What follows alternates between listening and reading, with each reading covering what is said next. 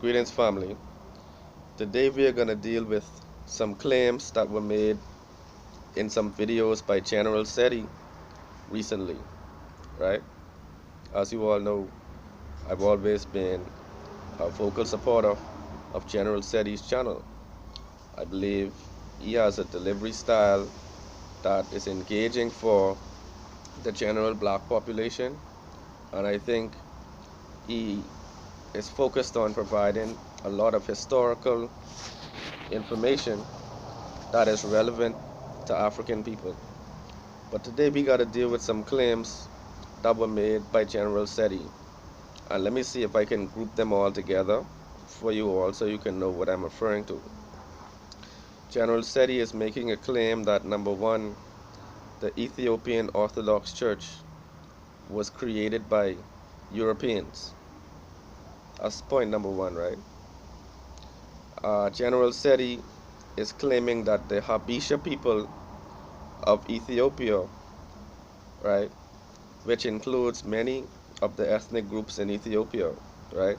But General Seti is claiming that the Habesha people have been carrying out a caste system on the continent of Africa, right? That's number two. And also, General Seti is claiming that Joseph Ben Yakanen actually referred to Haile Selassie as an oppressor of the darker skinned people in Ethiopia, right? Now, yes, I know it's like it sounds so crazy, it sounds so ridiculous, but these were claims that were made by General Seti on his channel recently, and I felt inclined to respond to this in the interest of decency and in the interest of order, and actually put in facts in the proper perspective. All right. Now, firstly, let me just say that let me give a little historical backdrop on the church for those who may not know. Right. When you hear Rastas using the term schism, right, that's not a word that we created. You know, nobody was. It's not like I was just trying to rhyme. When you hear Rasta say we don't like schisms, right? The schism is actually a religious terminology. Actually, it's not religious.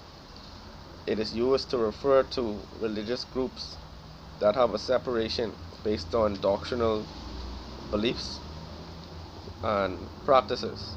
And so, what took place is the Orthodox Church had a schism from the body that previously existed. Alright, prior to this schism, the Orthodox and the Catholic Church, and I believe the Coptic, were all in a unified body. And due to various differences in opinion, there was a separation between the Orthodox Church of Ethiopia and the Greek Orthodox Church. Um, they separated from the Catholic Church, right? And so basically, the differences in opinion were so egregious that they saw fit to sever all ties. Alright? I'm not calling you, and you don't call me. It was that deep. And so the Orthodox Church of Ethiopia is an autonomous body that has a liturgy that is more ancient than the Catholic Church. Alright? The doctrine that is written in the Coptic language, the doctrine that is written in Ge'ez, is more ancient than the liturgy of the Catholic Church. It is more ancient than the liturgy of any church that you put in this space right here. Any church you put above this line, the Ethiopian Orthodox Church liturgy is more ancient. So let's get into this. Who created who? This is what we need to determine today. Did you know that in Ethiopia there is a temple that was actually the original temple of Solomon? Do you know that they have the implements, um, the symbols, the bowls, the offering equipment that was used in the Solomon temple? The temple of King Solomon was not a mythical place. The Ethiopians currently um, hold symbols that came directly from Solomon's temple in Ethiopia.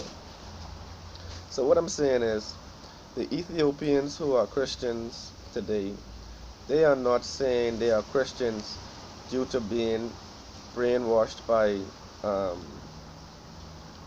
invaders. There is a pretty lengthy history of Christianity in Ethiopia, and in my opinion, the Ethiopians believe that the elements in the Bible, the activities in the Bible, actually occurred in Ethiopia, and there's proof of this.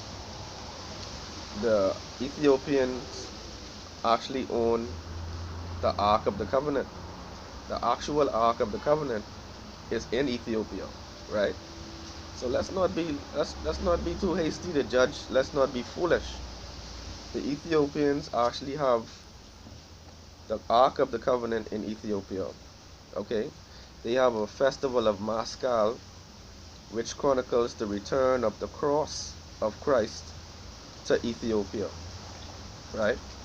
So there are various cultural and spiritual elements that exist in Ethiopia, which make Ethiopia really the only authentic place for Christian symbolism and Christian history. Okay, there's a place in Ethiopia called Bethlehem. All right, there's also a place in Ethiopia called Gondor from the Harry Potter series. But what I'm saying is, Ethiopia is the place with the richest um, historical sites in the world. They have churches that were hewn out of stone. Okay, what I'm saying is, I'm trying to draw a distinction between the Ethiopian Orthodox Church and the Catholic Church. Okay, the Ethiopian Orthodox Church does not accept the Pope. Okay, the Catholic Church recently released a statement saying those who don't accept the Pope are not real churches. And so what I'm saying is, there is not any direct correlation between the Orthodox Church and the Catholic Church or European scholars, except for the fact that today there have been some changes to the artwork which have lightened the complexion of the angels, um, and have basically anglicized a lot of the artwork. But I wouldn't say that um, due to them having a similar liturgy that they actually would have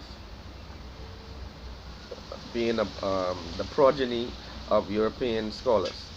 That's not the case. Okay, Ethiopia has a more authentic claim to Christianity than any other country. Okay, so General Seti, I think you should have went past that particular page on Wikipedia and did a more thorough research, and I think you would have found that the Ethiopians are actually the people with the truest and the most authentic claim to Christian antiquity. Okay, and they can actually trace themselves to a period in time prior to Christianity, in which there were various belief systems on the continent that were identical to Christianity. So we are basically just reclaiming what is ours. Now perhaps they reclaimed it in a form that uh, is similar to what is currently being practiced by Europeans, but I would not say that Europeans created the Ethiopian Orthodox Church. The Tewahedo faith is indigenous to Ethiopia. Now there was a time when there was closer collaboration, all right, but this was during a time when they were predominantly all of Ethiopian uh, origin and ancestry. Okay, people. But I see my video is getting a bit lengthy. I wanted to cover one of the other points, right? And this is about the Habesha people, right? Now, on my channel, as you all know, Jamal Curry does not deny colorism. I am not a colorism denier, right? I know that we have this issue in our community. And if you read a book called Destruction of Black Civilization, um, the mulatto people were quite divisive in the ancient accounts. And I don't, let me rephrase that. It's not that the mulattoes were divisive. There was an issue about colorism, which can be traced even to ancient Kemet, in which those who were considered mixed were in a struggle with those who were indigenous to the land. And so this has been taking place for a very long time. But the Habesha people, this is a very diverse ethnic group. There are currently 80 ethnic groups who currently reside in Ethiopia, inclusive of the Wolatan, the Amhara, the Oromo, Somalis. There are currently 4 million Somalians who live in Ethiopia, and it's virtually impossible to distinguish between many of these ethnic groups because these are all ancient people. Keep in mind that Somalians, Sudanese, and the current modern day Ethiopians descend directly from the kingdoms of Nubia and many of the other ancient kingdoms. All of the people on the continent descend from royalty, from the Nilotic, the darkest of all of our people. They have some of the most ancient roots on the planet. These are some of the most ancient people who had established civilizations prior to recorded time.